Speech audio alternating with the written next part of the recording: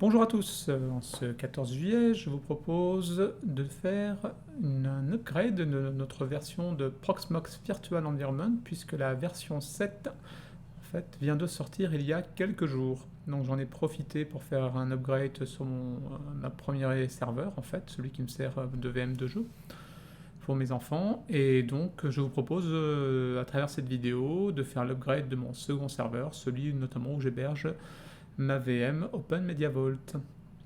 Donc les principales nouveautés qui ont été introduites avec cette version 7.0, c'est d'une part l'introduction de la nouvelle version de Debian, donc la version 11 Bullseye, qui bénéficie également d'un kernel Linux beaucoup plus récent, donc le 5.11. Donc pour ceux qui auraient du matériel récent, ma foi, sans doute une meilleure compatibilité. Pour ma part, comme je tourne sur du matériel un peu ancien, ça ne devrait pas changer grand-chose. On a également dans les principales nouveautés QEMU, donc Quick Emulator en version 6.0, donc pour toute la partie émulation hardware dans les VM. La version LXC 4.0, donc pour les conteneurs. OpenZFS 2.0.4 pour ceux qui utiliseraient ce système. Et également des nouvelles fonctionnalités dans l'interface en fait, puisqu'on dispose désormais d'un écran pour pouvoir gérer les dépôts. Donc c'est plutôt pratique, et également d'un écran qui nous permet de télécharger des ISO. Voilà. Je vous ai mis un lien là ici qui permet de voir dans le détail la roadmap de et la release note donc de cette nouvelle version 7.0. Alors sans plus attendre, je vous propose de voir comment justement on peut réaliser cet upgrade. Donc on va se connecter en SSH sur le serveur et puis exécuter les diverses commandes qui permettent de réaliser cet upgrade. Alors le détail, il y a bien entendu des commandes à exécuter, je ne les ai pas inventées. Je vous ai mis ici le lien vers le wiki justement qui explique les diverses commandes à exécuter, mais je vous ai fait voilà, juste ici un petit résumé. Donc pour commencer déjà, il nous faut mettre à jour en fait la version actuelle de Proxmox, donc avoir les derniers paquets installés. Vous voyez, moi sur mon serveur, je suis en version ici 6.4-13. Donc là je suis en SSH connecté sur le serveur. Donc on lance un petit apt update et apt dist upgrade.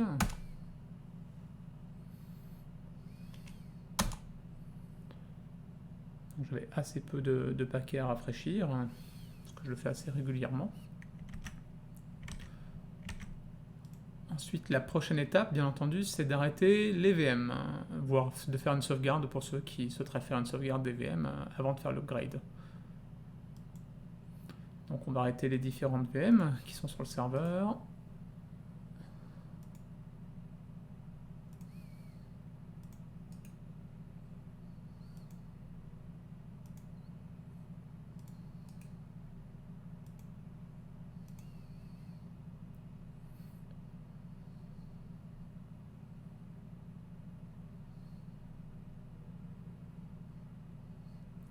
Voilà, les 3 VM sont donc arrêtés. On peut donc passer à l'étape suivante. Et en fait, on va exécuter un programme qui nous permet de vérifier la compatibilité de notre configuration avec la version 7.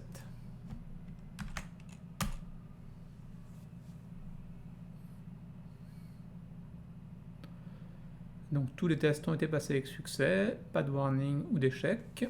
Donc on peut passer à l'étape suivante, qui est de mettre à jour donc, nos dépôts Debian de Buster vers Bullseye. Donc traditionnellement en fait je fais toujours une copie de mes fichiers sources en fait de repo avant d'exécuter des commandes sed, je préfère. Donc ici on va réaliser la copie de sauvegarde à travers cette commande.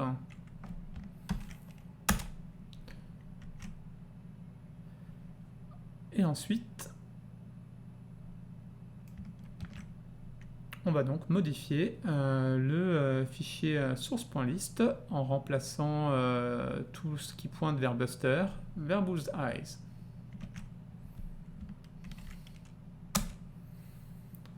On peut faire un petit tour si vous voulez pour voir.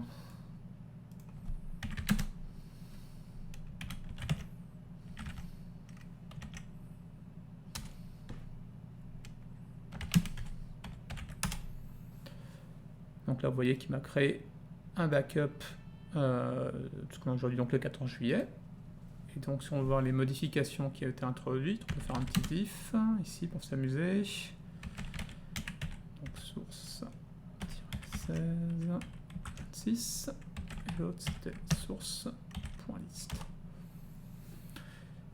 Et donc, on voit ici que la partie, donc la ligne Buster main country a été remplacée par Bullseye main country. Idem pour update. Ici, pareil pour la partie security. Donc ici, on a maintenant le repo Bullseye Security. Et pour le PVE No Subscription qui pointait vers Debian Buster, pareil, maintenant il pointe vers Bullseye.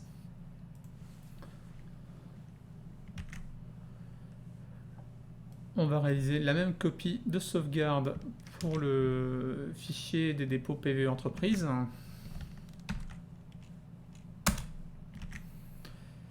Et ici, on rentre le nouveau dépôt, donc PV entreprise, donc qui pointe vers Bullseye.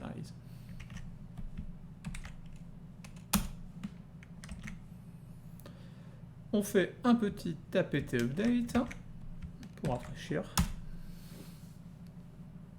Donc là, vous voyez, hein, comme ma version n'est pas enregistrée, bien entendu, je n'ai pas accès au dépôt PVE, mais je vous montrerai à travers l'IHM sur la version 7 comment je dois désactiver ce dépôt. Donc maintenant qu'on a mis à jour nos sources, on lance l'upgrade de la distribution avec apt dist-upgrade. Donc ça va prendre un tout petit peu de temps parce que vous voyez on a presque 500 mégas à télécharger.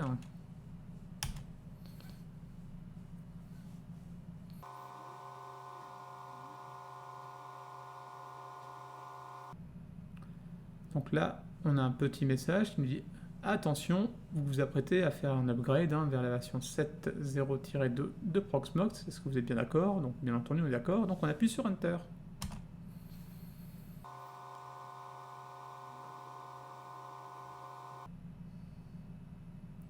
Donc là, on arrive sur le changelog, donc on peut appuyer sur Enter pour arriver en bas.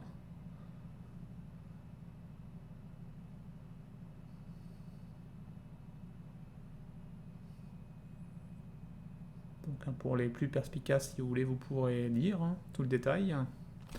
Et on appuie sur Q pour quitter.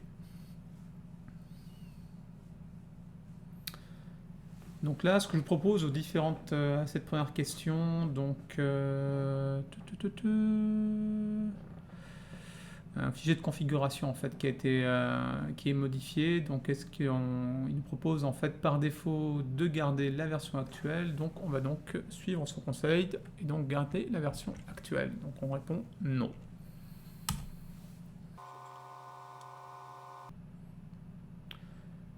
Donc là, il nous indique en fait que durant l'installation, il va y avoir des services qui vont devoir être réinstallés et il nous demande s'il peut les relancer automatiquement. Donc ça nous pose la question, donc je vais lui dire oui, yes.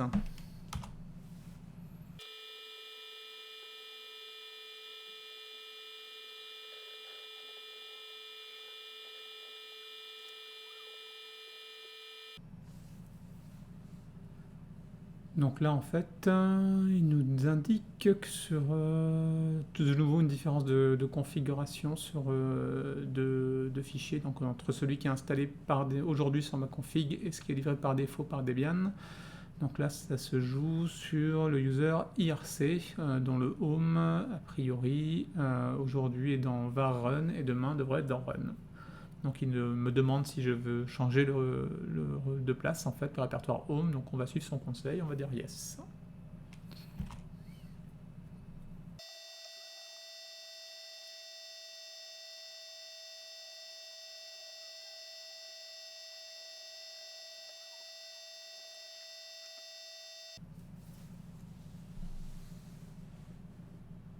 Donc là, de nouveau, il nous interroge en fait sur une différence entre la nouvelle version et ma configuration actuelle. Donc là, ça porte sur le fichier sshhd config. Donc on va garder l'option par défaut qu'il nous propose, donc on garde la version locale.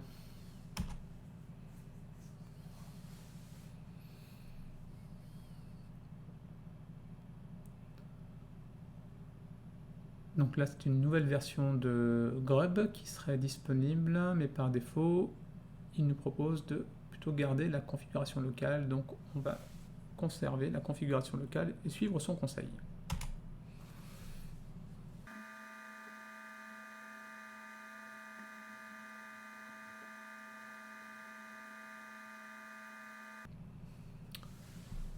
Et voilà, l'installation est donc finalisée. Donc la dernière étape pour nous, c'est de redémarrer notre hôte. Et je vous reprends une fois que le reboot s'est terminé. Alors mon upgrade, c'est le redémarrage, c'est donc terminé. Donc on va se connecter sur mon hôte. Un petit coup de Proxmox.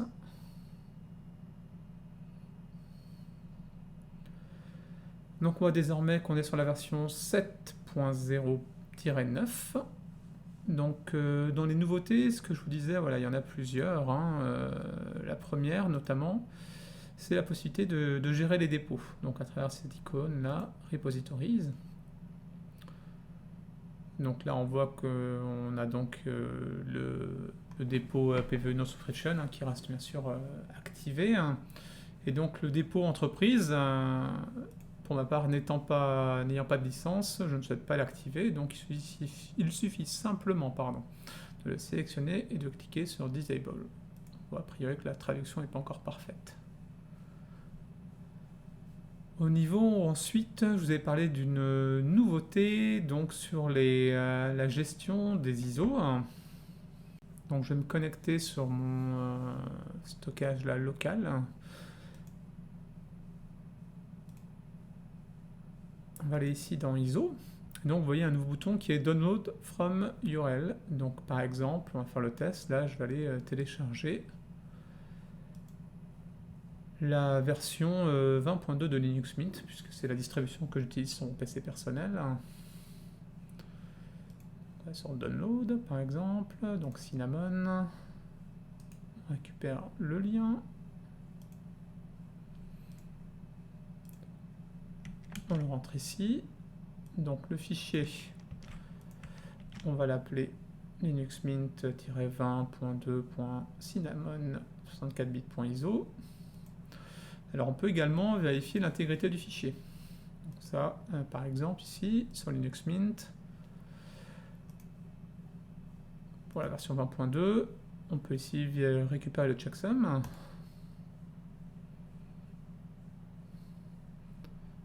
C'est cette version-là qu'on a téléchargée. Donc je récupère le checksum. Je vais le copier ici, et donc il vérifiera au terme du téléchargement si cela correspond. Je clique sur télécharger.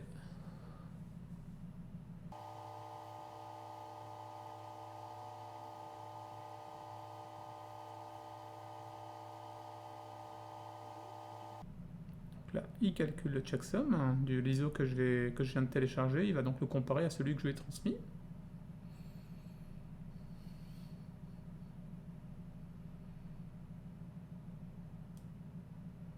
Et donc, il y a une task OK. C'est que les checksums sont bien les mêmes. Et donc, désormais, j'ai bien mon ISO qui est disponible ici sur mon stockage. Donc voilà, j'espère que cette vidéo vous aura intéressé, vous sera utile. Donc vous voyez, c'est plutôt simple de faire l'upgrade.